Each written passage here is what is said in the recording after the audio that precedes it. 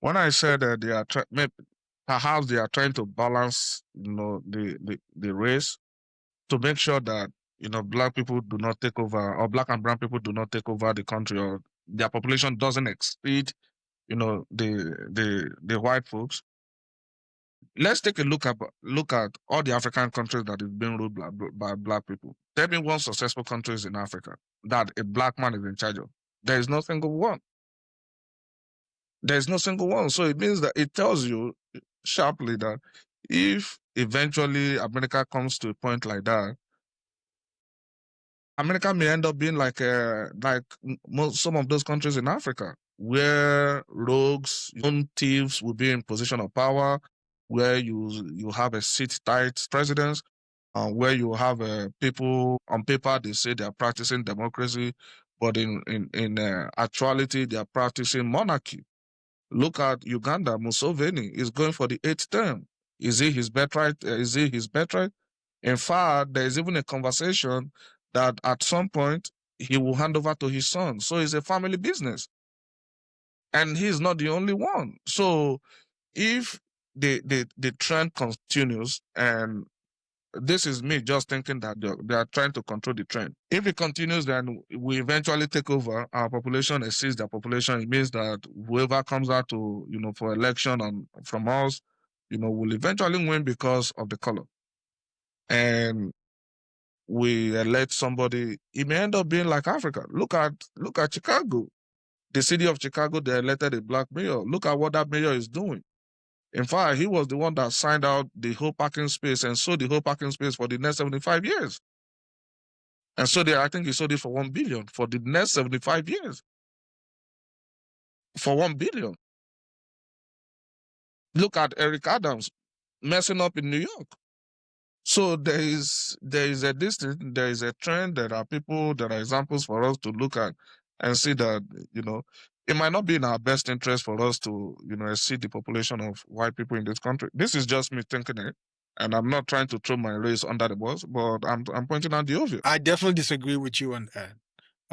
I mean, Barack Obama was a black president. Did all right, even though you agree with some of his policies.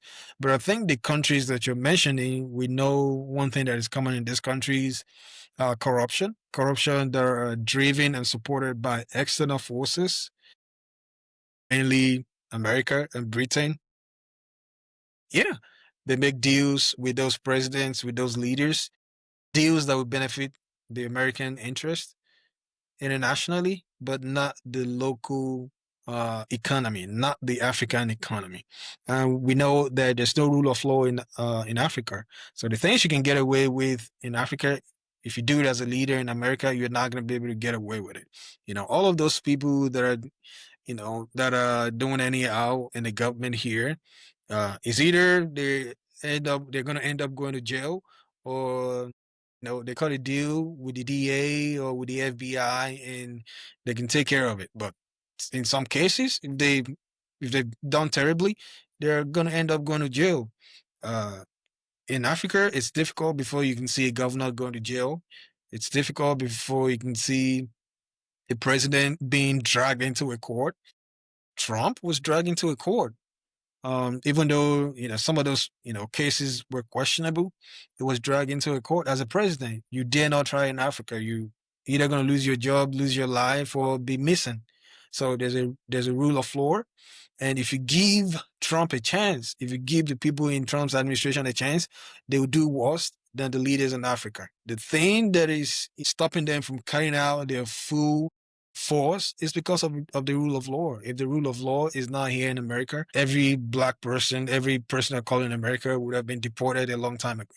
It's because the law works. It's because the justice system still works. But in Africa, nothing like that works. In some other countries, nothing like that works. So I think it's wrong to say that if you give a person of color a chance, they're going to run the country into the ground. I disagree with you on that. I think it's completely wrong. It's because there are corruptions out there. That's why some of these leaders are not able to rule the country.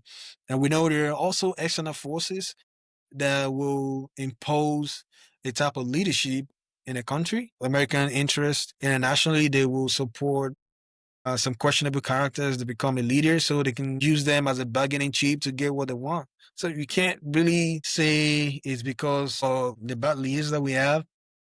It's a combination of multiple things. It's corruption, no rule of law.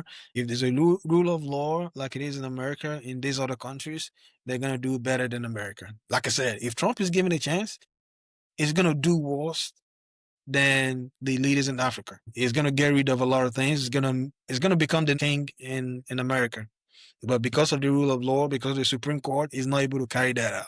He wants to be a dictator, but even though he says he's not a dictator, he wants to be a dictator. He wants to be like Vladimir Putin. He wants to be like the president of China. So you're not giving him that opportunity. So whoever's going to be in there, as long as the rule of law is going to hold, the person is not going to be able to misbehave. He's not going to be able to corrupt the office. And we know that shitty things happen. Things happen. People cut deals to get away with things. But if the rule of law still continues to work in America, whoever you are, whether you're a person of color, a Caucasian, you're still going to be held accountable to the same law. But in Africa, in these other countries, it's not like that.